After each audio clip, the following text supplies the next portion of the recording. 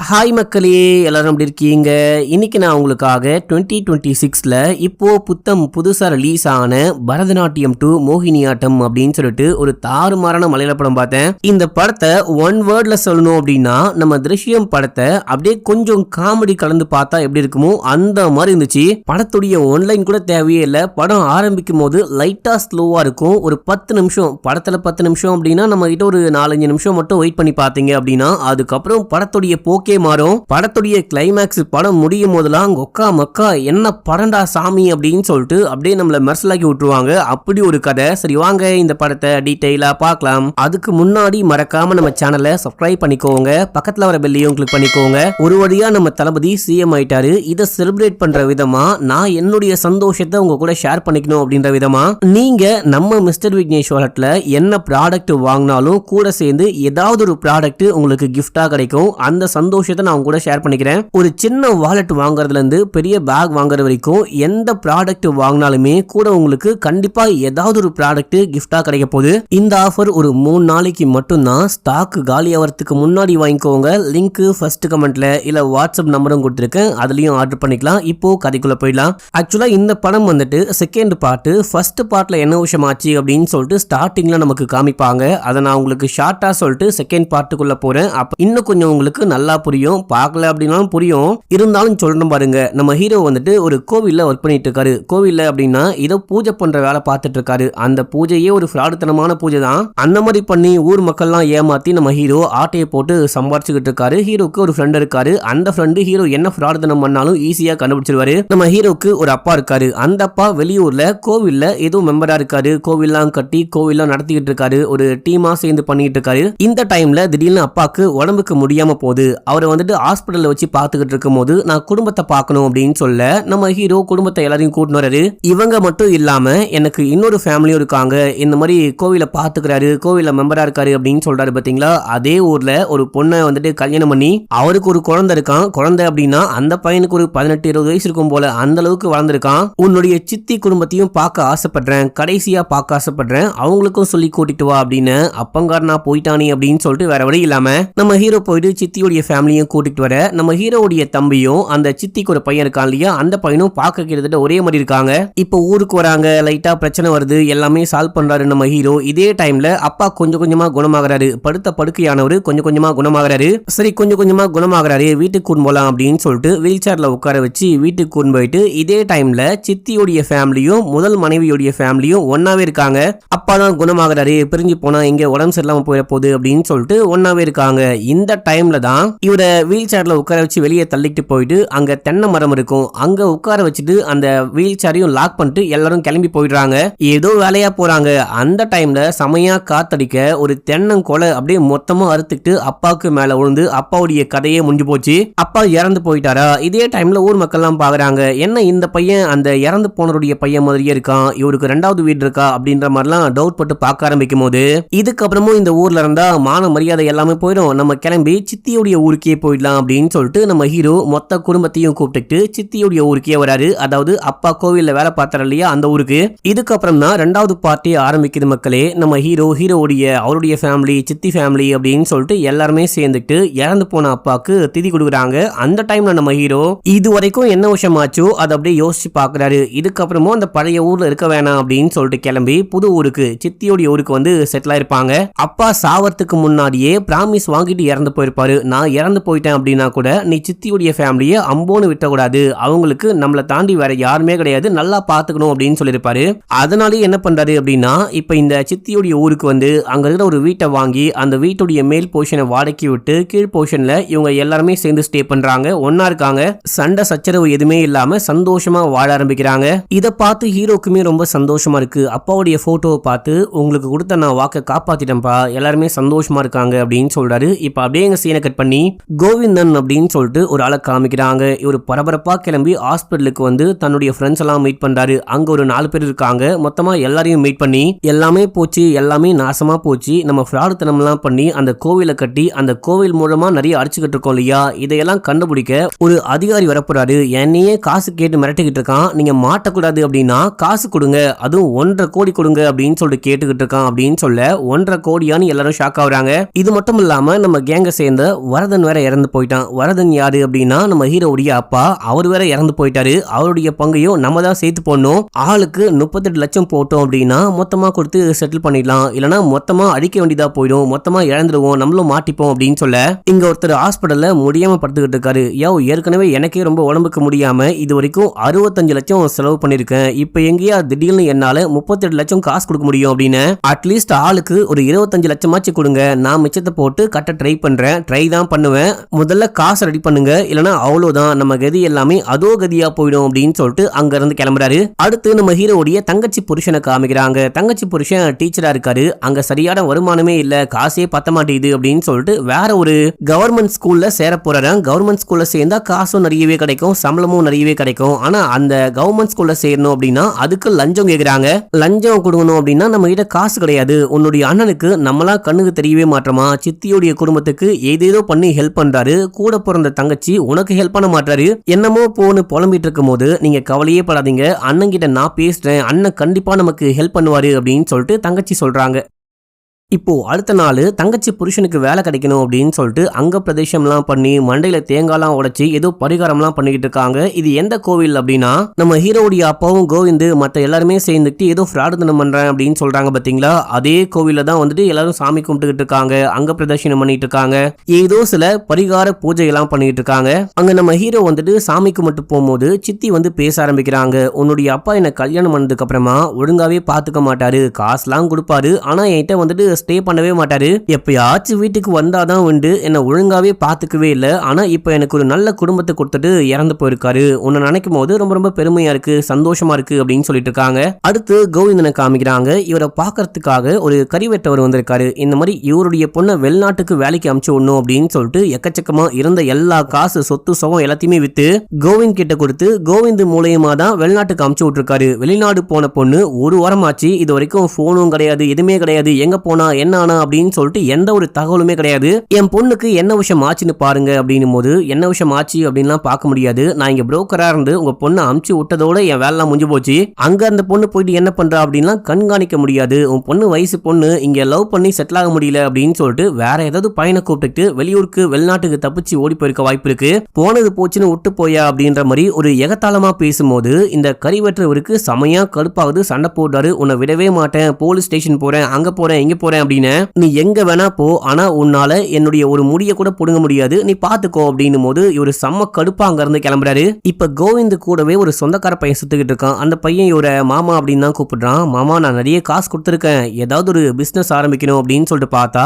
எதுவுமே வச்சு கொடுக்க மாட்டீங்க, ஏன் தான் இந்த மாதிரி தாமதம் பண்றீங்க அப்படின்னு சொல்லிட்டு கேட்கும் போது, டேய் ஜூஸ் கடை போட்ட அப்படின்னா பெருசா வியாபாரம்லாம் ஆகாது, வெயில் டைம்ல வியாபாரம் ஆகும், மழை பெஞ்சா வியாபாரம் ஆகாது, நான் உனக்கு சூப்பர் மார்க்கெட் வச்சு தரேன், நீ கவலையே படாத அப்படின்னும் போது சரி நான் கொடுத்த காசு என்ன விஷயம் தான் ஆச்சு அப்படின்னு சொல்லிட்டு கேட்க இவன் நடுவுல ஏதோ புதுசா பிசினஸ் பண்றேன், ஃபேர் அண்ட் லவ்லி மாதிரி ஏதோ கிரீமை விற்கிறேன் அப்படின்னு சொல்லிட்டு பெரிய பிரச்சனைல மாட்டிக்கிட்டானா, அந்த பிரச்சனையில இருந்து போலீஸ் கிட்ட இருந்து உன்னை காப்பாத்த நிறைய காசு செலவாகி போச்சு, இருந்தாலும் நீ கவலைப்படாத, உன்னை நான் எப்படியாச்சும் மேல கொண்டு வருவேன், உனக்கு வந்துட்டு ஒரு சூப்பர் மார்க்கெட் கூடிய சீக்கிரமே வச்சு கொடுக்குறேன் அப்படின்னு சொல்லிட்டு வெளியே கூடும் போது கூடுன்னு கிளம்புறாரு. இந்த கோவிந்த் அவ்வளவு நல்லவரெல்லாம் கிடையாது, அவனை கூட வச்சுக்கிட்டு ஒரு எடுபடியா வச்சுட்டு சுத்தினா நமக்கு கொஞ்சம் உதவியா இருக்குமே, நமக்கு எடுபடியா வச்சுக்கலாமே அப்படின்னு தான் பாக்குறாரு. மேல தூக்கி விடணும் அப்படின்ற எண்ணம்லாம் கொஞ்சம் கூட கிடையாது. ஆனா இந்த பையனும் மாமாவை நம்பி பின்னாடியே போறான். இப்ப இந்த பையன் பேரு சுபாஷ். இந்த பையனுடைய ஆப்போசிட் வீட்ல தான் நம்ம ஹீரோடைய சித்தி மத்த எல்லாருமே வாழ்ந்துட்டு இருக்காங்க. போற வழியில என்னையும் டிராப் பண்று அப்படின்னு சொல்லிட்டு ஸ்கூட்டில போயிட்டு இவரு வீட்டுக்கிட்ட இறங்கிட்டு நீ வீட்டுக்கு போ, இந்த வீட்டுல எனக்கு ஒரு முக்கியமான வேலை இருக்கு அப்படின்னு சொல்லிட்டு உள்ளுக்குள்ள போக அங்க சித்தி இருக்காங்க, மத்தவங்களும் இருக்காங்க. இவருக்கு இந்த ரெண்டாவது குடும்பம் சித்தி அக்கா இந்த விஷயம்லாம் எதுவுமே தெரியவே தெரியாது. வந்த ஒரு போட்டோவை பாக்குறாரு. அநியாயமா மனுஷன் இறந்து போயிட்டாரு, இவருக்கு ஒரு இரங்கல் கூட்டம் நடத்தலான் இருக்கும், அதுக்கு கண்டிப்பா எல்லாருமே வரணும் அப்படின்னு சொல்லிட்டு ஒரு முக்கியமான விஷயத்த பேசிட்டு போலாம் தான் வந்தேன் அப்படின்னு சொல்லிட்டு உட்கார அங்க நம்ம ஹீரோடைய ஃபேமிலி மத்த எல்லாருமே இருக்காங்க. இவங்கலாம் யாரு அப்படின்னு சொல்லிட்டு கேட்க சொல்லவா முடியும், அவங்க முதல் தாரம் நான் ரெண்டாவது தாரம் அப்படின்னு சொல்லிட்டு அந்த மாதிரிலாம் சொல்ல முடியாம அவங்க வந்துட்டு என் புருஷனுடைய சொந்தக்காரங்க அப்படின்னு சொல்றாங்க. இந்த டைம்ல நம்ம ஹீரோடைய அம்மா ஜூஸ் கொண்டு வந்து கொடுப்பாங்க. ஜூஸ் கொண்டு வந்து கொடுக்கும் போது இவரு அம்மாவை பார்த்துட்டு ஒரு மாதிரி ஷாக் ஆகுறாரு, குருன்னு பாக்குறாரு. இவங்களும் கண்டுக்காம போயிட்டாங்க. சரி ஓகே உங்ககிட்ட ஒரு முக்கியமான விஷயமா பேசணும், தனியா பேசலாமா அப்படின்னு சொல்லிட்டு கேட்க, தனியாலாம் வேணாம், இவங்க எல்லாருமே என்னுடைய குடும்பம் தான், நீங்க ஒன்னாவே சொல்லுங்க, ஒன்னும் பிரச்சனை கிடையாது அப்படின்னு. ஆக்சுவலா நானு உங்க வீட்டுக்காரு மத்த எல்லாருமே சேர்ந்துட்டு இதுக்கு முன்னாடி கோவில்ல ஒர்க் பண்ணாங்களா. முக்கியமா இவரு இந்த ரெவென்யூ டிபார்ட்மெண்ட்ல ஒர்க் பண்ணிருக்காரு. இந்த காசெல்லாம் எப்படி ஆட்டைய போடலாம், எப்படி ஊழல் பண்ணலாம் அப்படின்னு சொல்லிட்டு யோசிக்கும் போது அப்போ வந்துட்டு நம்ம ஹீரோவுடைய அப்பா தான் ஒரு ஐடியா கொடுத்திருக்காரு. இந்த மாதிரி ஒரு கோவிலை கட்டலாம், அந்த கோவில்ல வர வருமானம் அது மட்டும் இல்லாம கோவில் உண்டியல்ல வச்சுக்கிட்டு நம்ம வந்துட்டு காசெல்லாம் கை மாத்திக்கலாம். அந்த மாதிரி கை மாத்திட்டோம் அப்படின்னா யாராலையும் கண்டிப்பா கண்டே பிடிக்க முடியாது அப்படின்னு சொல்லிட்டு பிளான சொல்ல, நாங்களும் ஓகேன்னு சொல்லி உங்க வீட்டுக்காரர் சொன்ன மாதிரியே நாங்களும் வேலையெல்லாம் ஆரம்பிச்சோம். அதே போல புதுசா ஒரு கோவிலை கட்டி அந்த கோவில் உண்டியல் மூலமா நாங்க ஆட்டையை போட நினைக்கிற எல்லா பணத்தையும் ஆட்டையை போட்டோம். அந்த லஞ்ச பணம் ஊழல் பணம் எல்லாத்தையும் அந்த கோவில் உண்டியல் மூலமாவே வாங்கியிருக்காங்க மக்களே. எல்லாமே நல்லாவே போச்சு, கோவிலும் டெவலப் ஆச்சு. நாங்களும் பெரிய பெரிய போஸ்ட்டுக்கு வந்ததுக்கு அப்புறமா எங்களை யாராலையும் ஒண்ணுமே பண்ண முடியல. ஆனா ரீசன்ட் டைம்ல புது அதிகாரி வந்திருக்காரு. அறநிலையத்துறையில எல்லா கோவிலையும் ரெஜிஸ்டர் பண்ணுவாங்க பாத்தீங்களா, அந்த மாதிரி இந்த கோவில நாங்க ரெஜிஸ்டர் பண்ணாம தான் வச்சிருக்கோம், ஏன்னா மாட்டிக்க போடும் அப்படின்னு சொல்லிட்டு. இப்ப புதுசா வந்த அதிகாரி ரெஜிஸ்டர் பண்ணி ஆகணும், இல்லைன்னா காசு கொடு அப்படின்னு சொல்லிட்டு கேக்குறாரு. ரெஜிஸ்டர் பண்ணா கண்டிப்பா மாட்டிப்போம், ரெஜிஸ்டர் பண்ணாம இருக்கணும் அப்படின்னா காசு கொடுக்கணும். அந்த 2 கோடி பணம் கேக்குறாரு. நாங்க என்ன பண்ண போறோம் அப்படின்னா போற போக்குல காசை கொடுக்க முடியல அப்படின்னு சொல்லிட்டு உங்க புருஷன் பேர்ல எல்லா பழியும் தூக்கி போட்டு நாங்க தப்பிச்சுக்க போறோம், ஏன்னா அந்த ஆள் தான் இறந்து போயிட்டாரு அப்படின்னு. நம்ம ஹீரோக்கு சம ஷாக்கு, அந்த மாதிரிலாம் பண்ணவே கூடாது அப்படின்னு சொல்ல, அதே டைம்ல சித்தியும் சொல்றாங்க, இல்ல இல்ல இந்த மாதிரிலாம் பண்ண முடியாது, இறந்து போனவர் மேல படியெல்லாம் போட முடியாது அப்படின்னு. அப்படி இல்ல அப்படின்னா காசு வேணும் அப்படின்னு சொல்லிட்டு கேக்குறாரு. ஏங்க நீங்க சொல்றது எல்லாமே எப்படி நம்ப முடியும் அப்படின்னு சொல்லிட்டு கேட்கும் போது அதுக்கு கோவிந்த் ஒரு கதையை சொல்ல ஆரம்பிக்கிறாரு. ராமர் வந்துட்டு ஸ்ரீலங்கா போறதுக்காக இந்த ஊரு பக்கமா வரும்போது அவருக்கு பயங்கரமா தாகமா இருக்கு, அதே டைம்ல பசியா இருக்கு. அங்க இருக்கிற ஒரு லேடி வந்துட்டு மோரும் கொஞ்சம் மிச்சரும் கொடுத்திருக்காங்க, அதை சாப்பிட்டவரு என்கிட்ட காசு இல்ல அப்படின்னு சொல்லிருக்காரு. சாப்பிடுறதுக்கு முன்னாடியே காசுலாம் பரவாயில்லங்க, நீங்க முதல்ல சாப்பிடுங்க அப்படின்னு சொல்லிட்டு கொடுக்க, நம்ம மேல இவங்க எவ்வளவு பாசமா இருக்காங்களே அப்படின்னு சொல்லிட்டு இவங்க வாழ்றதுக்கு ஒரு வீடும் இவங்க பேர்ல ஒரு கோவிலும் அந்த ராமர் உருவாக்கி இருக்காரு. அந்த கோவில் தான் வந்துட்டு மோகினீஸ்வரி டெம்பிள். அந்த மோர் கொடுத்த அந்த லேடியுடைய பேர் தான் மோகினி மக்களே. இந்த கதையை சொல்லும் போது நம்ம ஹீரோடைய அக்கா புருஷன், ஏங்க இந்த மாதிரி ஒரு கதையை நான் கேள்விப்பட்டதே கிடையாது, நான் ராமாயணம் மொத்தமா படிச்சு பார்த்திருக்கேன், கேட்டு பார்த்திருக்கேன் அப்படின்னும் போது, கரெக்ட், இந்த மாதிரி ஒரு விஷயம் நடக்கவே இல்லை, ஆனா உங்க அப்பா தான் இந்த விஷயத்தையே என்கிட்ட சொன்னாரு, இந்த மாதிரி ஒரு கதையை சொல்லி இந்த மாதிரி ஒரு கோவிலை உருவாக்க சொன்னாரு, அப்படி அவர் சொன்ன பேர்ல தான் ஃபேக்கான ஒரு கோவிலையே உருவாக்கி இருக்கோம் அப்படின்னு சொல்றாங்க. இவங்க போயிட்டு சாமிலாம் கும்பிட்டு வந்தாங்க, அங்க பிரதேசனம் எல்லாம் பண்ணாங்க பாத்தீங்களா, அந்த கோவில் இவங்க உருவாக்கின கோவில் தான். உங்களுக்கு 2 ஆப்ஷன் தான், ஒன்னு உங்க வீட்டுக்கார மாட்டி விட்டு நாங்க எஸ் ஆயிருவோம், இல்ல அப்படின்னா 75 லட்சம் பணம் கொடுக்கணும், உங்களுக்கு வேற வழியே இல்லை அப்படின்னு சொல்லிட்டு அந்த மனுஷன் அங்கிருந்து கிளம்பிட்டாரு. நம்ம ஹீரோக்கு இந்த ஆளு வந்து கேட்டு போன விஷயம், சொல்லிட்டு போன விஷயம் எல்லாமே உண்மையா பொய்யான்னு கெஸ் பண்ணணும், கண்டுபிடிக்கணும் அப்படின்றதுக்காக அம்மா கிட்ட போயிட்டு, ஆமா நம்ம பாட்டி பேர் என்ன, அதாவது அப்பாவுடைய அம்மா பேர் என்ன அப்படின்னு சொல்லிட்டு கேட்கும் போது மோகினீஸ்வரி அப்படின்னு சொல்றாங்க. இல்லையே என்னமோ இடிக்குதே அப்படின்னு சொல்லிட்டு நம்ம ஹீரோ கிளம்பி கோவிலுக்கு போறாரு. இதே டைம்ல கோவிந்த பாக்கிறதுக்காக மத்த 2 ஃப்ரெண்ட்ஸ் வந்திருக்காங்க. ஆளுக்கு 25 லேக்ஸ் கொண்டு வந்திருக்காங்க, மொத்தம் 50 லட்சம். இதெல்லாம் பத்தவே பத்தாது, 38 லட்சம் கொண்டு வந்தா மட்டும்தான் செட் ஆகும். ஒரு ஆளுக்கு 38 லட்சம், இதை வச்சு நான் என்ன நாக்கையா வலுக்க முடியும், ஒழுங்கா போயிட்டு மித்த பணத்தையும் கொண்டு வாங்க அப்படின்னு சொல்லிட்டு அமுச்சு விட அவங்களும் கிளம்புறாங்க. இப்ப இவரு கிளம்பி கோயிலுக்கு வராரு. இதே டைம்ல நம்ம ஹீரோ கோயில் வந்து பார்த்தா நார்மலா கோயில புளியோதரை பொங்கல் இந்த மாதிரி பிரசாதம் லட்டாலாம் கொடுப்பாங்க அப்படின்னு சொல்லிட்டு பார்த்தா இங்க மோரும் மிச்சரும் பிரசாதமா கொடுத்துட்டு இருக்காங்க. இதை நம்ம ஹீரோ பார்த்துட்டு இருக்காரு. இல்லையே எதுவுமே சரியே இல்ல, இங்க எதுவுமே வந்துட்டு டவுட் படாத மாதிரியே இல்ல அப்படின்னு சொல்லிட்டு யோசிச்சுக்கிட்டு இருக்கும் போது அப்ப கரெக்டா கோவிந்த் வராரு. என்னப்பா காசு ரெடியா கொடுக்க வந்தியான்னு கேட்கும் போது, எப்பா சாமி நீ கேட்ட காசு 75 லட்சம், ரொம்ப ரொம்ப பெரிய அமௌண்ட், உடனே எல்லாம் ரெடி பண்ண முடியாது, கொஞ்சம் டைம் கொடுங்க அப்படின்னு. ஒன்னும் பிரச்சனை கிடையாது, ஒரு 2 நாள் டைம் எடுத்துக்கோ, காசை ரெடி பண்ணி கொண்டு வந்து என் கையில கொடுக்கணும் அப்படின்னு கூட அவசியம் கிடையாது, நேரா கொண்டு வந்து இந்த கோவில் உண்டியல்ல போட்டு போனா கூட போதும், நான் எப்பயுமே இதான் யூஸ் பண்றது அப்படின்னு சொல்லிட்டு கிளம்ப. இதை நம்ம ஹீரோ நல்லாவே நோட் பண்ணிக்கிறாரு. இந்த ஆளு உண்டியல தான் முக்கியமான இதுவா யூஸ் பண்ணிட்டு இருக்கான் போல அப்படின்னு சொல்லிட்டு யோசிக்கிறாரு. அண்ட் இதே டைம்ல தம்பிக்காரன் என்னமோ நோட் பண்றான். கோவில்லாம் தூணா இருக்கும் இல்லையா, இந்த கோவில் உருவாகிறதுக்கு யாரெல்லாம் காரணமோ அங்க தூண்ல பேர்லாம் எழுதிருக்காங்க. அதுல ஒரு தூண்ல ஹீரோடைய அப்பாவுடைய பேரும் இருக்கு. அப்படின்னா இந்த ஆளு சொல்றது எல்லாமே உண்மைதான் போல அப்படின்னு சொல்லிட்டு ஹீரோ நம்புறாரு. சரின்னு சொல்லிட்டு ஹீரோ உள்ளுக்குள்ள போயிட்டு சாமி கும்பிடலான்னு போனவரு ஏதோ பார்த்து ஷாக் ஆகுறாரு. அங்க இருந்து ஒரு சாமியோடைய படத்தை வாங்கிட்டு வீட்டுக்கு வந்து வீட்டுல காமிச்சா வீட்டுல இருக்கிற எல்லாருமே ஷாக் ஆகுறாங்க. அந்த சாமி வேற யாரும் கிடையாது, நம்ம ஹீரோடைய அம்மா தான் மக்களே. அந்த சாமியோடைய படம் சாமியோடைய சிலை எல்லாமே நம்ம ஹீரோடைய அம்மாவுடைய சின்ன வயசு போட்டோ. அதுல லைட்டா பட்டி பார்த்து டிங்கரிங் பண்ண மாதிரி ஃபேஸ் இருக்கு. இதை பார்த்துட்டு அம்மா அம்மாக்கே ரொம்ப சந்தோஷமா இருக்கு. தனக்கு ஏமாத்திட்டாரு, துரோகம் பண்ணிட்டாரு அப்படின்லாம் திட்டிருப்பாங்க. பரவாயில்ல, தன்னை ஒரு கடவுளாவே மாத்தி வச்சிருக்காங்களே அப்படின்னு சொல்லிட்டு அம்மாக்கு சந்தோஷம் தாங்க முடியல. ஆக்சுவலா நடுவில் கோவிந்த் வரும்போது கூட இந்த அம்மாவை பார்த்துட்டு ஷாக் ஆயிருப்பாரு. என்னன்னா அந்த சாமியோடைய உருவத்தை மாதிரியே இவங்க இருக்கிறாங்களே அப்படின்னு சொல்லிட்டு. அண்ட் இந்த ஊர் மக்களும் நம்ம ஹீரோடைய அம்மாவை பார்க்கும் போதெல்லாம் ஒரு மாதிரி பார்த்துட்டு போவாங்க. அது எல்லாத்துக்குமே இதான் காரணம் போல. இப்ப அப்படியே எங்க சீன் கட் ஆகுது. கோவிந்த காமிக்கிறாங்க. கோவிந்த் வீட்டுக்கு போயிட்டு இவரு சிம்பான்னு ஒரு நாயை வளர்த்துக்கிட்டு இருக்காரு. அந்த நாயை பார்த்து பார்த்து வளர்க்குறாரு. பொண்டாட்டியை விட நாயை நல்லா பாத்துக்கிறாரு. நாய்க்கு சாப்பாடு இல்லை அப்படின்னு சொல்லிட்டு அவங்க மனைவி நாய்க்கு சாப்பாடு ரெடி பண்ணலையா, அதனால நீயும் சாப்பிடக்கூடாது அப்படின்னு சொல்லிட்டு எல்லா சாப்பாட்டையும் தூக்கி கொட்டி விட்டு, அது மட்டும் இல்ல கிச்சனுக்குள்ள போயிட்டு குக்கே பண்ணக்கூடாது அப்படின்னு சொல்லிட்டு மனுஷன் கிச்சனையே பூட்டி வைக்கிறாரு. இப்ப அப்படியே எங்க சீன் கட் ஆகுது. அடுத்த நாள் காலைல வாக்கிங் கிளம்புறாரு. வாக்கிங் கிளம்பும் போது பின்னாடியே அந்த சொந்தக்கார பையன் சுபாஷ் இருக்கான் இல்லையா, அவனும் வரான். கரெக்டா சுபாஷுடைய வீட்டுக்கு போனோன்னே, நீ உன் வீட்டுக்கு போ, நான் இந்த வீட்டுல ஒரு முக்கியமான வேலையா போறேன் அப்படின்னும் போது, மாமா நானும் கூட வரேன் அப்படின்னும் போது, இல்ல நீலாம் வர தேவையில்ல, நான் வேற ஒரு வேலையா போறேன், இந்த வீட்டுல இருக்கிற யாருமே நல்லவங்க கிடையாது, நீ உன் வீட்டுக்கு போ, நான் இந்த வீட்டுக்குள்ள போறேன் அப்படின்னு சொல்லிட்டு உள்ளுக்குள்ள போயிட்டு, என்னங்க காசுலாம் ரெடியா அப்படின்னு சொல்லிட்டு கேட்கும் போது இருக்கிற எல்லாரும் கொந்தளிக்கிறாங்க. காசுலாம் கொடுக்கவே முடியாது, நீ சொல்ற எதுக்குமே ப்ரூஃப் கிடையாது, நாங்க காசை கொடுக்க மாட்டோம், உன்னால என்ன பண்ண முடியுமோ பண்ணிக்கோ அப்படின்னும் போது இப்பதான் நோட் பண்றாரு இந்த ரெண்டு பேருமே ஒரே மாதிரி இருப்பானுங்க இல்லையா. நம்ம ஹீரோவுடைய ஓன் தம்பியும் அண்ட் ஆஃப் பிரதரும் பார்க்க ஒரே மாதிரி இருப்பானுங்களே. அவனுங்களை பார்த்தோன்னே ஷாக் ஆகுறாரு. ஓ இதான் கதையா, அந்த ஆளுக்கு வெளியூர்ல ஒரு வைஃப், இந்த ஊர்ல ஒரு வைஃபா, நான் வெளியே போயிட்டு மானத்தை வாங்குறேன் பாரு, உங்களை வந்துட்டு வெளியே சொல்லி அசிங்கப்படுத்தாம விடமாட்டேன் அப்படின்னும் போது, இல்ல அந்த மாதிரிலாம் பண்ணாதீங்கன்னு கெஞ்ச.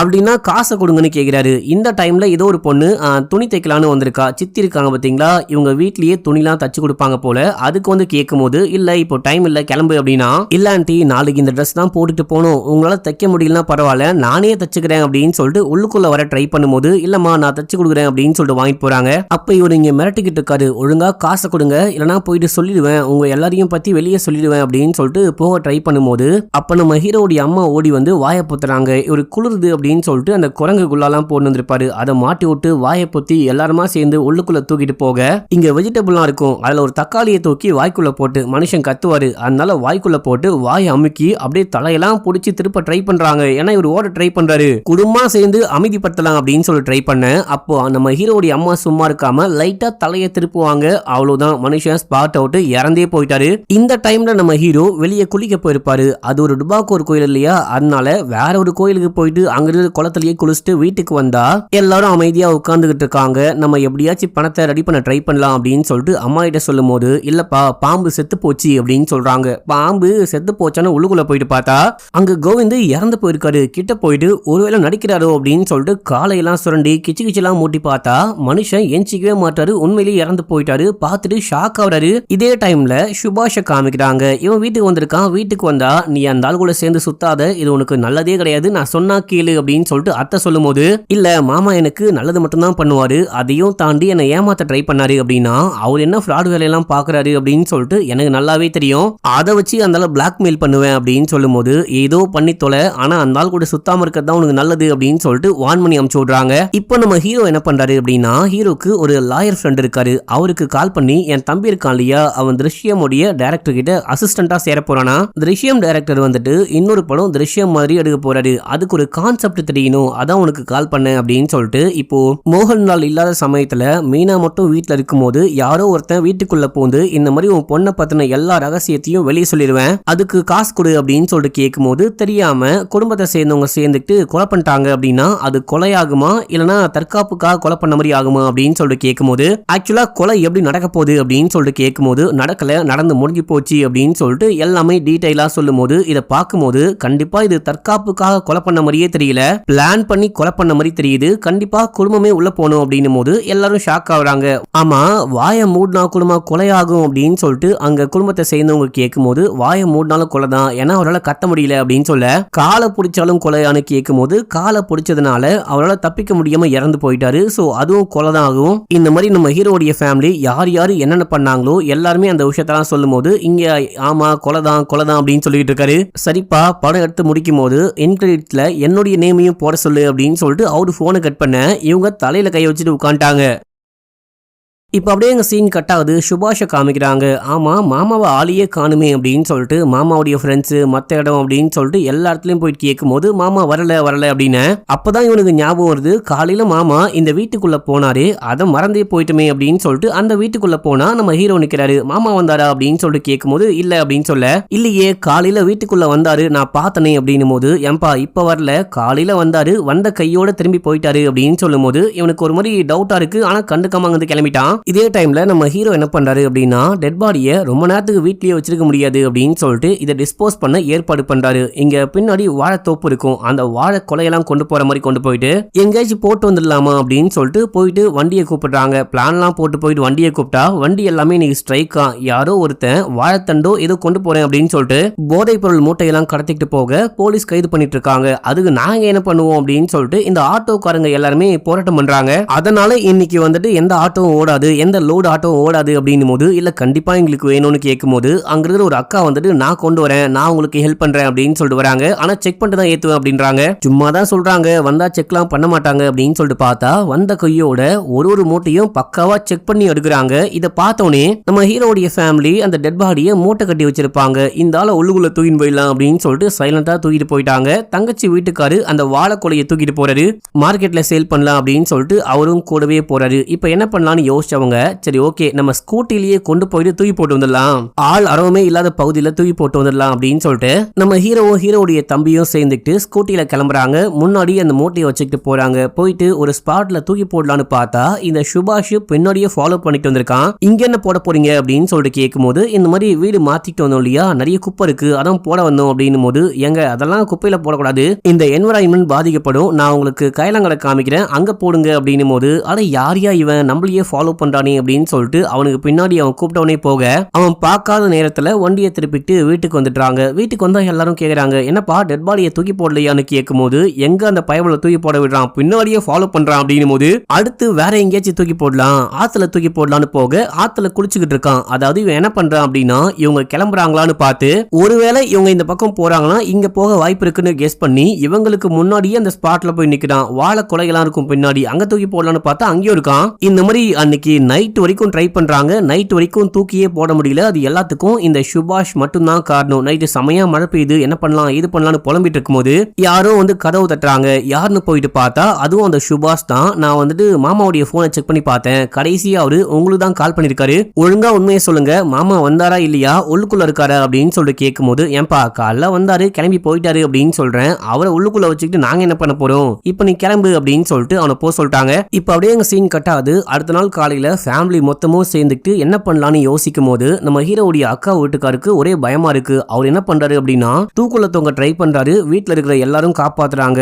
நமக்கு ஒண்ணுமே ஆகாது, நீங்க கவலையே படாதீங்க, லூசுத்தனமா இந்த மாதிரி வேலையெல்லாம் பார்க்காதீங்க அப்படின்னு சொல்லிட்டு நம்ம ஹீரோக்கு ஒரு ஃப்ரெண்ட் இருக்காரு. அந்த ஃப்ரெண்டுக்கு கால் பண்ணி உதவி கேட்கலாம், நீ உடனே கிளம்பி ஊருக்கு வாடா மச்சான் அப்படின்னும் போது அவரும் கிளம்பி ஊருக்கு வராரு. அவரை பிக்கப் பண்ணலான்னு பஸ் ஸ்டாண்டுக்கு போகும்போது ஃப்ரெண்டு நம்ம ஹீரோவை பார்த்துட்டாரு, ஹீரோ ஃப்ரெண்டை பார்த்துட்டாரு. இதே டைம்ல அங்க அந்த சுபாஷ் வந்துட்டு ரெண்டு பேரையும் பார்த்துட்டான். யார் இவன் நம்மளையே பார்த்துக்கிட்டு இருக்கானே அப்படின்னு சொல்லிட்டு ஃப்ரெண்டும் பார்த்துட்டு நம்ம ஹீரோ ஃப்ரெண்டு கிளம்பி அந்த கோவிலுக்கு வராங்க. கோவிலுக்கு வந்தவொடனே ஃப்ரெண்டுக்காரன் சாமி கும்பிட்டு உண்டியல்ல காசு போடுறான். காசு போட்டா சவுண்டே கேட்கல. எப்பயுமே உண்டியல்ல காசு போடும்போது சலுக்குன்னு ஒரு சவுண்டு கேட்கும் இல்லையா, அந்த சவுண்டு கேட்டாதான் மனசுக்கு திருப்தியா இருக்கும். இந்த கோவில் உண்டியல்ல நோட்டா போடுறாங்க போல, காயின் இந்த சவுண்டே கேட்கல அப்படின்னு சொல்லிட்டு வெளியே வரும்போது என்ன பிரச்சனை என்ன ஏது அப்படின்னு சொல்லிட்டு கேட்கும்போது, நான் சொன்னேன் இல்லையா அந்த கோவிலே இந்த கோவில் தான் அப்படின்னும் போது, அட பாவி அப்படின்னா இது உண்மையான கோவில் கிடையாது அப்படின்னு சொல்லிட்டு பட்டையெல்லாம் அடிக்கிறான். சரி ஓகே என்ன பிரச்சனை அப்படின்னு சொல்லிட்டு கேட்கும்போது, வீட்டுக்கு வரான்னு கூட்டு போயிட்டு அந்த டெட் பாடியை காமிச்சு நடந்த எல்லாமே சொல்லும் போது இவனுக்கு அள்ளு தூக்கி வாரி போடுது. டே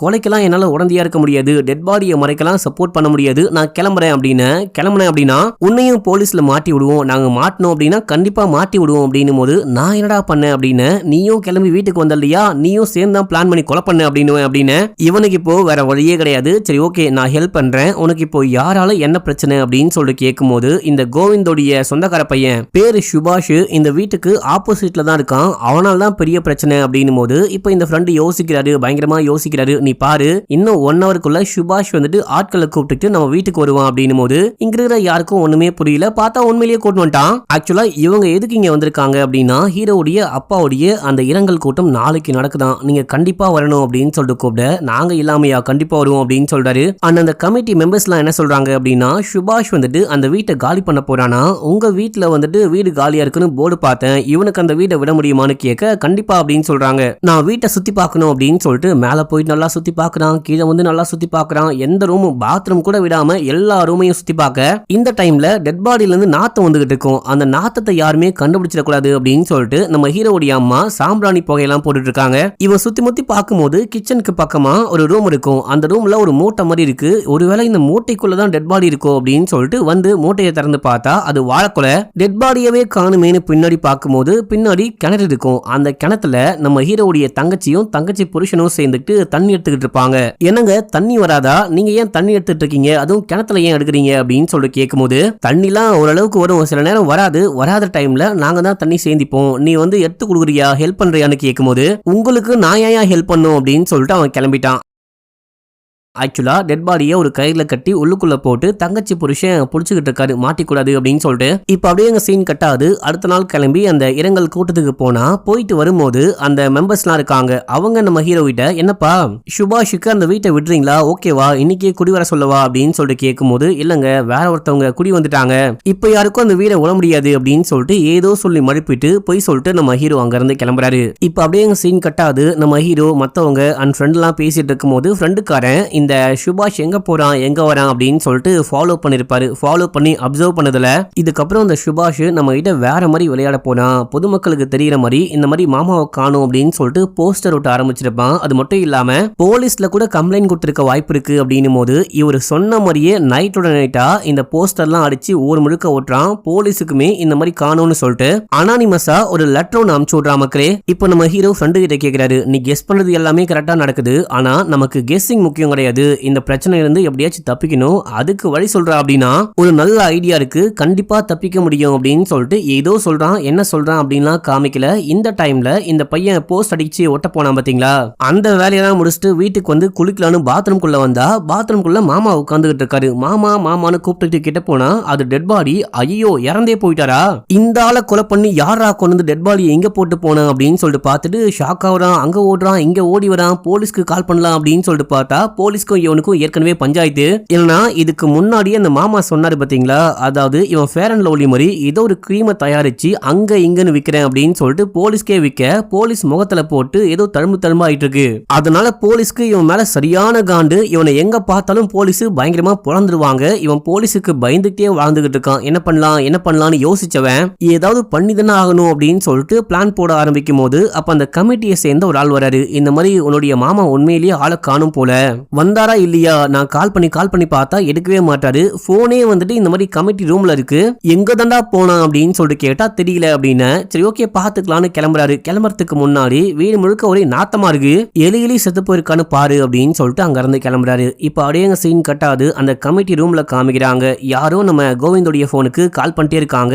இவங்க அட்டன் பண்ணி பேசினா இந்த மாதிரி அறநிலையத்துறையில இருந்து யாரோ கால் பண்றாங்க, காசு கேட்கிறாங்க அப்படின்னு சொன்னாரு பாத்தீங்களா, அந்த அதிகாரி கால் பண்ணிருக்காரு. என்னுடைய காசு எப்ப ரெடி ஆகும் அப்படின்னு சொல்லிட்டு கேட்கும்போது சார் 1.5 கோடி பெரிய அமௌண்ட் ரெடி பண்ண கொஞ்சம் டைம் ஆகும் அப்படின்னும் போது உங்க பிரச்சனை எல்லாம் எனக்கு தேவையே கிடையாது, நான் கேட்டது 30 லட்சம், அதை எப்பயா ரெடி பண்ணுவீங்க அப்படின்னு சொல்லிட்டு கேட்க இந்த ஆள் வெறும் 30 லட்சம் தான் கேட்டிருக்கானா, அப்படின்னா கோவிந்த் நம்மளை ஏமாத்திட்டான் அப்படின்னு சொல்லிட்டு கடுப்போட நேரா கிளம்பி சுபாஷுடைய வீட்டுக்கு போயிட்டு சுபாஷுடைய கழுத்தை பிடிச்சி அப்படியே தூக்க நான் என்னையா பண்ண அப்படின்னு சொல்லிட்டு கேட்கும் போது ஒழுங்கா உண்மையை சொல்லு, உன்னுடைய மாமா எங்க, அந்த காசு எங்க அப்படின்னு சொல்லிட்டு கேட்டா காசையும் தெரியல மாமாவையும் காணும், எனக்கு ஒண்ணுமே தெரியாது, மாமா என்கிட்ட எதுவுமே சொல்ல மாட்டாரு, என்னை எதுலையுமே சேர்த்துக்கவே மாட்டாரு, சும்மா எடுபடியா மட்டும்தான் வச்சுட்டு இருந்தாரு, சொன்னா கேளுங்க அப்படின்னு சொல்லிட்டு உள்ளுக்குள்ள போயிட்டு கதவை சாத்திட்டான். ஏன்னா உள்ளுக்குள்ள டெட் பாடி இருக்கு, இவங்க உள்ளுக்குள்ள வந்து தேடுறேன் அப்படின்னு சொல்லிட்டு டெட் பாடியை பார்த்தாங்க அப்படின்னா நம்ம கண்டிப்பா மாட்டிப்போம் அப்படின்னு சொல்லிட்டு லாக் பண்ணிட்டான். அவங்க வெளியே இருந்து கத்திக்கிட்டு இருக்காங்க, நான் என்ன பண்றேன்னு பாரு, உடனே போயிட்டு போலீஸை கூப்பிட்டு வரேன், போலீஸை வச்சு பேசிக்கிறேன் அப்படின்னு சொல்லிட்டு கிளம்பிட்டாங்க.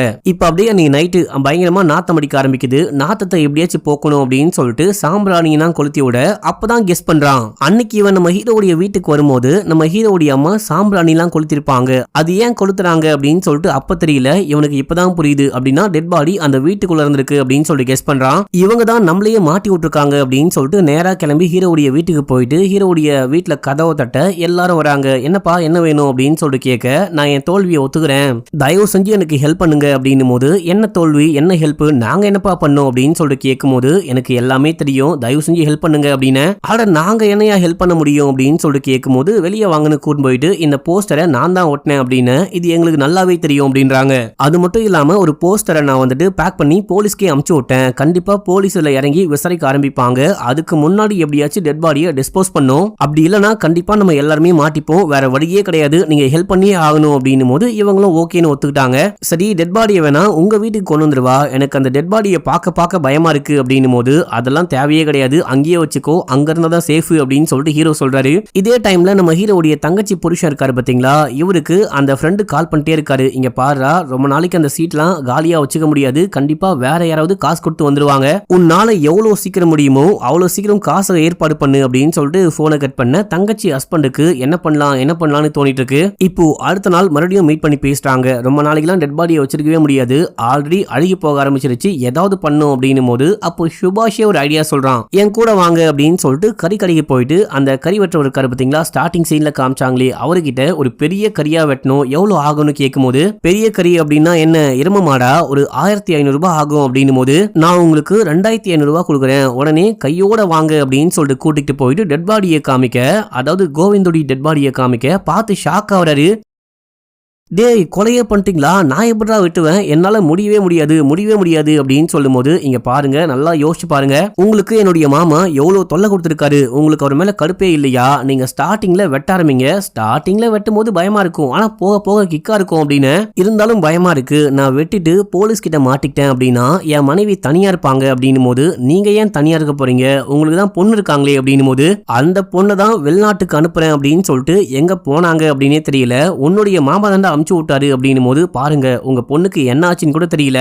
இப்ப கூட உங்களுக்கு இந்த ஆள் மேல கோவமே இல்லையான்னு கேட்கும் போது மனுஷன் கடுப்பாகிறாரு. கிட்ட போயிட்டு அந்த டெட் பாடி இருந்து ஒரு முடிய புடுங்கிட்டு, நீ சொன்ன இல்லையா முடிய கூட புடுங்க முடியாது அப்படின்னு சொல்லிட்டு இப்ப என்ன பண்றேன் பாரு அப்படின்னு சொல்லிட்டு வெறியாகிறாரு. இப்ப இந்த டெட் பாடிய கண்ணந்துண்டமா வெட்டணும் அப்படின்னா அதுக்கு கத்தி, பெரிய பெரிய அருவா, இந்த மாதிரிலாம் வேணும் இல்லையா. குடும்பமா சேர்ந்து ஷாப்பிங் போறாங்க. ஒரு பெரிய மாலுக்கு போயிட்டு ஒரு பெரிய கடைக்குள்ள போயிட்டு அங்க இருந்து கத்தி, கப்படா, பெரிய பெரிய அருவாள் அப்படின்னு சொல்லிட்டு எல்லாமே வாங்கிட்டு வந்து பில் போடுற பொண்ணே பாக்குறா. இவங்க என்ன கொலை பண்ண போறாங்களா, சமைக்க போறாங்களா அப்படின்னு சொல்லிட்டு இப்போ கத்திலாம் வாங்கிட்டு வீட்டுக்கு போயிட்டு டெட் பாடியை அந்த கறி வெட்டவர் துண்டு துண்டா கட் பண்ணிட்டாரு. தனித்தனியா கட் பண்ணி கவருக்குள்ள போட்டு தனித்தனியா பேக் பண்ணிட்டாங்க, ஏதோ கறி கடை மாதிரி.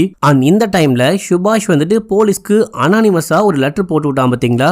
அதை எடுத்துக்கிட்டு ஒரு போலீஸ் வராது. ஆக்சுவலா இந்த போலீஸ்க்கும் சுபாஷுக்கும் தான் ஆவே ஆகாது. இவரு அந்த போஸ்டர் கொண்டுட்டு மார்க்கெட் பிளேஸ்க்கு போயிட்டு இவர் யாரு அப்படின்னு சொல்லிட்டு கேட்கும் போது இந்த மாதிரி கோவிந்தன் இந்த வீடு தான் அப்படின்னு சொல்லிட்டு காமிக்க, வீட்டுக்கு போயிட்டு மனைவியை கூப்பிட்டு விசாரிக்கிறாரு. இந்த மாதிரி உங்க புருஷனை ஒரு வாரமா ஆள காணுமா, எங்க போனாரு, என்ன ஆனாரு அப்படின்னு சொல்லிட்டு தேடவே இல்லையா, போலீஸ்ல கூட கம்ப்ளைண்டே கொடுக்கலையா, ஏன் கொடுக்கலன்னு கேட்க, எங்க அந்த ஆள் வேலை விஷயமா எப்பயாச்சும் வெளியே போவாரு, லேட்டா கூட வருவாரு, ஒரு மாசம் கழிச்சு கூட வருவாரு, வீட்டுல இருந்தா எனக்கு தான் சரியான தொல்லை, சரி போனா சந்தோஷம் தான் அப்படின்னு சொல்லிட்டு தேடாம விட்டேன். இன்னொன்னு, இந்த நாய்க்கும் எனக்கும் செட் ஆகாது. இந்த நாய் அவர் வளர்த்த நாய் தான், அந்த ஆள் இல்லாம இந்த நாய் சாப்பிட மாட்டேங்குது, முடிஞ்சா இந்த நாயை கூட கூட்டு போங்க, என்னால கம்ப்ளைண்ட் எல்லாம் கொடுக்க முடியாது அப்படின்னு சொல்லிட்டு உள்ளுக்குள்ள போயிட்டாங்க. போலீஸ் அப்பயும் சும்மா விடாம அந்த ஊர் முழுக்க போயிட்டு யார் மேலாம் டவுட் இருக்கோ எல்லாத்தையும் விசாரிச்சுக்கிட்டு இருக்காரு. அந்த கம்யூனிட்டி மெம்பர்ஸ் இருக்காங்க இல்லையா, அந்த மெம்பர்ஸ் கிட்டயும் போயிட்டு விசாரிக்கிறாரு. அவங்களுக்குமே தெரியல. இதே டைம்ல நம்ம ஹீரோடைய ஃபேமிலி அந்த டெட் பாடியை வந்துட்டு கவர்ல கட் பண்ணி போட்டாங்க இல்லையா, அந்த கவரை கொண்டு போயிட்டு எங்கெங்கயோ போடுறாங்க, ஆளாளுக்கு தனித்தனியா கொண்டு போயிட்டு போடுறாங்க. இதுக்கு நடுவுல இந்த போலீஸ் வந்துட்டு சுபாஷை ஒரு இடத்துல விசாரிக்கும் போது பார்த்துட்டாரு. இவனை எங்கேயோ பார்த்த மாதிரி இருக்கே அப்படின்னும் போது, சார் நீங்க கலர் ஆகணும் அப்படின்னு சொல்லிட்டு ஒரு கிரீமை போட்டு மூஞ்சி முழுக்க கட்டி கட்டியா வந்துச்சு, அதுக்கு அவன் தான் சார் காரணம் அப்படின்னும் போது அவனை துரத்திட்டு போக இந்த டைம்ல ஹீரோக்கு ஒரு வாய்ஸ் மெசேஜ் வருது. இந்த மாதிரி போலீஸ் கிட்ட மாட்டிக்கிட்டேன், போலீஸ் என்ன வீட்டுக்கு தான் கூட்டு வராங்க, என் வீட்டுக்கு தான் கூட்டு வராங்க, வீட்டை பக்காவா கிளியர் பண்ணுங்க இல்லனா கண்டிப்பா மாட்டிப்போம் அப்படின்னு. இப்ப நம்ம ஹீரோடைய மொத்த ஃபேமிலியும் சேர்ந்துட்டு அந்த இடத்தை பக்காவா கிளீன் பண்றாங்க. முடிஞ்ச அளவுக்கு ஆளாளுக்கு ஒரு வேலையா பார்த்து அந்த கத்தியை கிளீன் பண்றதுல இருந்து எல்லாமே கிளீன் பண்ணிட்டாங்க. போலீஸும் வந்துட்டாங்க. போலீஸ் வந்து பார்க்கும்போது வீடு பூட்டப்பட்டிருக்கு. நம்ம ஹீரோ தான் போட்டு சாவியை கையோட கொண்டு போயிட்டு இருக்காரு. போயிட்டு வீட்டை தரடா அப்படின்னும் போது இவன் போயிட்டு பாக்குறான், சாவியை காணும் சொல்ல, அது எப்படி சாவி காணாம போகும் அப்படின்னும் போது இங்க தான் சார் வச்சுட்டு போனேன், எங்க போச்சுனே தெரியல அப்படின்னும் போது தான் திரும்பி பார்த்தா நம்ம ஹீரோடைய ஃபேமிலி மொத்தமா இங்கேயே பாத்துக்கிட்டு இருக்காங்க. ஒரு மாதிரி பயத்தோட மூச்சு வாங்கிட்டு பாத்துட்டு இருக்காங்க. இது மட்டும் இல்லாம கோவிந்தோடைய டாக் இருக்கு பாத்தீங்களா, அது எப்படியோ மோப்பம் முடிச்சு நம்ம ஹீரோடைய வீட்டுக்கு வந்து அங்க குலைச்சுக்கிட்டு இருக்கு. இல்லையே இங்க என்னமோ சரியில்லையே அப்படின்னு சொல்லிட்டு நேரா கிளம்பி அந்த வீட்டுக்கு போயிட்டு ஏன் எல்லாருமே மூச்சு வாங்கிட்டு இருக்கீங்க அப்படின்னு சொல்லிட்டு கேட்க, போலீஸ் வந்த சவுண்டு கேட்டு ஓடி வந்தோம், அதான் மூச்சு வாங்குது அப்படின்ற அப்படின்றாங்க. இந்த நாய் ஏன் இங்க வந்துச்சு அப்படின்னு சொல்லிட்டு பாத்துட்டு இருக்க அங்க அந்த கறி கடைக்காரர் இருக்காரு பாத்தீங்களா, அவர் பயந்துகிட்டு இருக்காரு. அப்ப அவருக்கு அவருடைய பொண்ணு கால் பண்றாங்க. கால் பண்ணி இந்த மாதிரி இங்க எல்லாமே ஓகே, இங்க வந்து இறங்கினோடனே பேக் மாறி போச்சு, அந்த பேக் கண்டுபிடிச்சு திரும்ப உங்களுக்கு கால் பண்றதுக்குள்ள 10 நாள் டைம் ஆயிடுச்சு, இங்க எல்லாமே ஓகேப்பா, வேலையும் நல்லா இருக்கு, மக்களும் ரொம்ப ரொம்ப நல்லவங்க, என்ன நல்லாவே பாத்துக்கிறாங்க, கோவிந்த் அங்கிளுக்கு தான் தேங்க்யூ சொல்லணும் அப்படின்னு இவருக்கு ஒரு மாதிரி ஆயிப்போச்சு. கண்ணெல்லாம் கலங்குது. சார் இந்த மாதிரி ஒரு மனுஷனை போயிட்டு வெட்டி கொலை பண்ணிட்டுமே, இல்ல இறந்து போனதுக்கு அப்புறமா வெட்டிட்டுமேன்னு யோசிக்கிறாரு. அந்த மனுஷனுக்கு பயமா வேற இருக்கு. இங்க இருந்து லைட்டா நகர்ந்துட்டு கிளம்பிடலாம் அப்படின்னு சொல்லிட்டு போக ட்ரை பண்ணும்போது, யோ நீ யாரியா, இங்க ஏன் வந்த அப்படின்னு சொல்லிட்டு கேட்க, நான் இந்த மாதிரி கறி கடைக்காரு டோர் டெலிவரி பண்ண வந்த, கறி ஆர்டர் பண்ணாங்க அப்படின்னு சொல்லிட்டு அங்க இருந்து கிளம்பிட்டாரு. இப்ப போலீஸ் கடைசியா அந்த கன்னால பூட்டை ஷூட் பண்ணி உள்ளுக்குள்ள போயிட்டு பார்க்கும்போது உள்ள எல்லாமே கிளீனா இருக்கு. மனுஷனை காணோம் அப்படின்னு தான் தேட வந்திருக்காரு. துண்டு துண்டா கட் பண்ணிருப்பாங்க, கொலை பண்ணிருப்பாங்க அப்படின்ற ஒரு விஷயம்லாம் இவருக்கு டவுட்டே கிடையாது. தேடி பார்க்கும்போது ஒண்ணுமே இல்ல. சரி நம்ம ஹீரோடைய வீட்டையும் தேடி பார்க்கலாம் அப்படின்னு சொல்லிட்டு உள்ளுக்குள்ள வந்தா இவங்க எல்லா அந்த மீட்டையும் தூக்கி போட்டுட்டு இருப்பாங்க. கையில வந்துட்டு ஒரு பேகோ 2 பேகோ மட்டும் இருக்கு. இதை எப்படி ஒழிக்கிறதுனே தெரியாம கைய அங்க இங்கன்னு மாத்தி குக்கருக்குள்ள போட்டு வேக வச்சிட்டாங்க. போலீஸ் வராரு, வீடு முழுக்க தேடி பாக்குறாரு, எதுவுமே கிடைக்கல அப்படின்னு சொல்லிட்டு அங்க இருந்து கிளம்ப பார்க்கும்போது நம்ம ஹீரோடைய தம்பிங்களை பார்த்துட்டு யார் இவங்க ட்வின்ஸானு கேட்கும்போது ஆமான்னு சொல்லிட்டு, இந்த மாதிரி இவன் எனக்கு அப்புறமா பிறந்த என் தம்பி, எங்க அம்மாவுக்கு பிறந்தவன், அவன் வந்துட்டு என்னுடைய சித்திக்கு பிறந்தவன் அப்படின்னு, என்ன கருமண்டா இது எப்படிடா சாத்தியம், பயாலஜி எப்படிடா இப்படி ஒர்க் ஆகும் அப்படின்னு சொல்லிட்டு கேட்கும்போது, அது எப்படியோ தெரியல எங்க அப்பாவுடைய இதுல மட்டும் ஒர்க் ஆயிருக்கு அப்படின்னு சரின்னு சொல்லிட்டு போலீஸ் அங்க இருந்து கிளம்ப பார்க்கும்போது ஒரு முக்கியமான விஷயம், என் கூட வாங்கன்னு கூட்டிட்டு போயிட்டு இந்த மாதிரி இந்த கோவிந்த் இருக்காரு இல்லையா, கோவிந்தும் மத்தவங்க எங்க அப்பாலாம் சேர்ந்துட்டு ஏதோ ஃப்ராட் தனம் பண்ணிருக்காங்க. இந்த மாதிரி கோவிந்த் வந்துட்டு காணாம போறதுக்கு முன்னாடி எங்க வீட்டுக்கு வந்து காசு கேட்டு மிரட்டினாரு. அந்த கோவிலே ஃபேக்கான கோவில், அப்படி ஒரு சாமியே கிடையாது அப்படின்னு சொல்லும் போது உடனே கிளம்பி கோவிலுக்கு போனா கோவில்ல எல்லாரும் சாமி கும்பிட்டு இருக்காங்க. இது ஒரு பெரிய கேஸ், இந்த கேஸ் எடுத்து நடத்தணும் அப்படின்னா கண்டிப்பா நமக்கு வந்துட்டு நல்ல பேர் கிடைக்கும். இது நம்ம அப்படியே விடக்கூடாது. ஆனா உடனே போயிட்டு விசாரிக்க முடியாது, உடனே போயிட்டு எதையும் நிப்பாட்ட முடியாது. ஏன்னா தீ மிதிக்கிறதுல இருந்து எல்லாமே இங்க பண்றாங்க. எல்லாருமே பயங்கரமான நம்பிக்கையா இருக்காங்க. நம்ம வந்துட்டு பார்த்து மூவ் பண்ணிக்கலாம், நீ எதுவும் வெளியே சொல்லாத, உனக்கு நான் முழு சப்போர்ட்டா இருக்கேன், நீ மட்டும் இந்த விஷயத்த சீக்கிரட்டா வச்சுக்கோ அப்படின்னு சொல்லிட்டு போலீஸ் அங்கிருந்து கிளம்புறாரு. இப்ப அப்படியே எங்க சீன் கட்டாது. அன்னைக்கு நைட்டு இந்த மாதிரி மச்சான சாப்பிட கூப்பிட்டா அவர் வரவே மாட்டாரு. ஒரு மாதிரி போன் பேசிக்கிட்டே இருக்காரு, தயங்கிட்டு இருக்காரு. என்ன ப்ராப்ளம்னு கேட்கும்போது இந்த மாதிரி வேலை வாங்கணும், அதுக்கு கொஞ்சம் காசு தேவைப்படுது, எங்க போறது யார்கிட்ட கேட்கறதுனே தெரியல அப்படின்னு சொல்லி புலம்ப இதுக்கப்புறமா கிளம்பி திதி கொடுக்கலான்னு போயிருப்பாங்க. இப்போ திதி தான் கொடுத்து முடிச்சதுக்கு அப்புறமா இந்த மஞ்சப்பைய வச்சு வேலை வாங்கிக்கோ அப்படின்னு சொல்லிட்டு கொடுக்க, உள்ள என்ன விஷயம் இருக்குன்னு பார்த்தா கட்டுக்கட்டா பணமா இருக்கு. எப்படிடா எவ்வளவு பணம்னு எல்லாருமே ஷாக் ஆகுறாங்க. ஆக்சுவலா போலீஸ் கிட்ட எல்லாமே சொன்னதுக்கு அப்புறமா கோவிலுக்கு போயிருப்பாங்க. கோவில்ல இருக்க அந்த மெம்பர்ஸ் எல்லாம் கூப்பிட்டு விசாரிக்கும் போது அந்த ஆளு சரியான ஃப்ராடு, எங்களையே ஏமாத்திட்டான், எங்க கிட்டயே ஆளுக்கு 25 lakhs வாங்கிட்டு போயிட்டான், ஏதாவது பண்ணி அவனை கண்டுபிடிங்க அப்படின்னு சொல்லிட்டு இவங்களும் சொல்லியிருப்பாங்க. அப்படி சொல்லும் போது ஹீரோ பக்கத்துலயே இருந்திருப்பாரு. இது மட்டும் இல்லாம ஃப்ரெண்டுக்காரன் ஊருக்கு வந்தவனே அந்த காயினை போட்டிருப்பான் உண்டியல்ல, காயின் இந்த சவுண்டே கேட்டிருக்காது. என்னப்பா எல்லாரும் பணமா தான் போடுறாங்க போல, நோட்டா தான் போடுறாங்க போல அப்படின்னு சொல்லிட்டு ஃப்ரெண்டு சொல்லியிருப்பான். இது மட்டும் இல்லாம கோவிந்தே வந்துட்டு நீ காசை கொண்டு வந்து என்கிட்ட கொடுக்க தேவையில்ல, இந்த உண்டியல்ல கொண்டு வந்து போட்டு இப்படிதான் வழக்கமாவே எடுத்துட்டு போவேன் அப்படின்னு சொல்லியிருப்பாரு. இது எல்லாமே கணக்கு பண்ணி சுபாஷ் கூட பிளான போட்டு அன்னைக்கு நைட்டே போயிட்டு, ஆக்சுவலா நம்ம ஹீரோவும் இந்த கோவில ஒரு மெம்பர் இல்லையா, சோ உண்டியலுடைய சாவி அவர்கிட்டயுமே ஒன்னு இருந்திருக்கு, அதை கொண்டு போயிட்டு ஓபன் பண்ணி உள்ளுக்குள்ள இருக்க மொத்த பணத்தையும் கொண்டு வந்திருக்காங்க. சுபாஷுக்கு கொஞ்சம் கொடுத்திருக்காரு, இதுல கொஞ்சம் பணத்தை தான் தங்கச்சி ஹஸ்பண்ட் கொடுத்திருக்காரு. இது மட்டும் இல்லாம அந்த வெட்டப்பட்ட மீட்டை குக்கர்ல போட்டு வேக வச்சாங்க பாத்தீங்களா, அதை கொண்டு போயிட்டு நம்ம ஹீரோ நெருப்புல போட்டு எரிச்சிட்டு இருப்பாரு. இப்ப எல்லா பிரச்சனையும் முடிஞ்சு போச்சு அப்படின்னு சொல்லிட்டு இவங்க அப்பாக்கு நிம்மதியா திதி கொடுத்துட்டு அங்க இருந்து கிளம்புற மாதிரி காமிச்சு இந்த படத்தோடைய ஸ்டோரியும் முடிக்கிறாங்க.